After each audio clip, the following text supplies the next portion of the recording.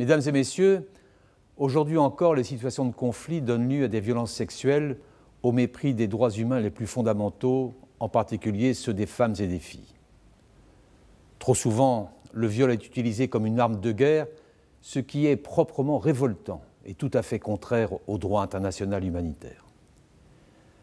Face à cet état de fait inacceptable, la communauté internationale se doit de réagir avec la plus grande fermeté, en condamnant ces exactions sans aucune forme d'équivoque, en luttant sans relâche contre l'impunité de ceux qui les commettent et en apportant aux survivantes les soins, le soutien et l'accompagnement dont elles ont besoin. Ces combats de droit, de justice et d'humanité, la France les mène et continuera de les mener, aux côtés de ses partenaires internationaux, Madame la représentante spéciale du secrétaire général, et aux côtés de l'ensemble des acteurs de la société civile qui partagent notre engagement. Je pense en particulier à vous, chère Nadia Mourad, cher docteur Mukwege, et au Fonds mondial pour les survivantes de violences sexuelles liées au conflit. Depuis le lancement du fonds en 2019, à l'occasion du G7 sous présidence française, vous avez accompli un travail remarquable, en particulier en République démocratique du Congo, en Irak ou encore en Guinée. Vous avez su briser le silence sur un sujet trop longtemps ignoré.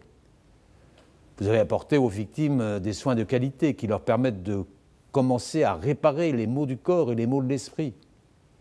Et vous les avez accompagnées à chaque étape du chemin qu'elles ont à parcourir pour se reconstruire.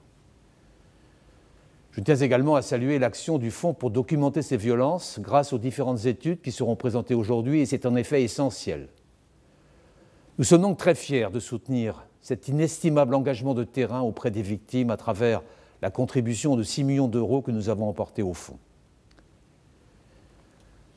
La lutte contre les violences sexuelles lors des conflits est aussi une priorité de la France au sein du Conseil de sécurité. C'est l'un des enjeux de notre implication dans l'agenda Femmes, Paix et Sécurité. Et plus généralement, la lutte contre toutes les formes de violence liées au genre est au cœur de la diplomatie féministe que je porte au nom de la France. C'est le sens de notre mobilisation dans un contexte politique extrêmement préoccupant en faveur de l'universalisation de la Convention d'Istanbul. Ce fut l'un des grands chantiers du Forum Génération Égalité que nous avons accueilli en juin dernier avec le Mexique et sous l'égide d'ONU Femmes.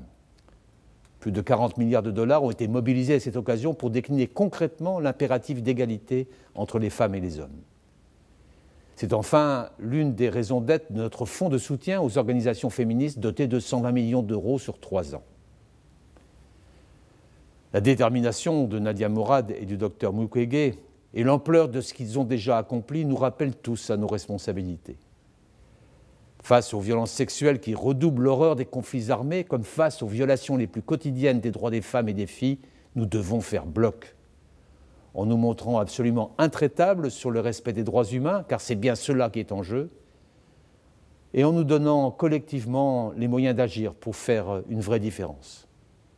Vous pouvez compter sur la France, et j'espère que vous serez également au rendez-vous. Je vous remercie.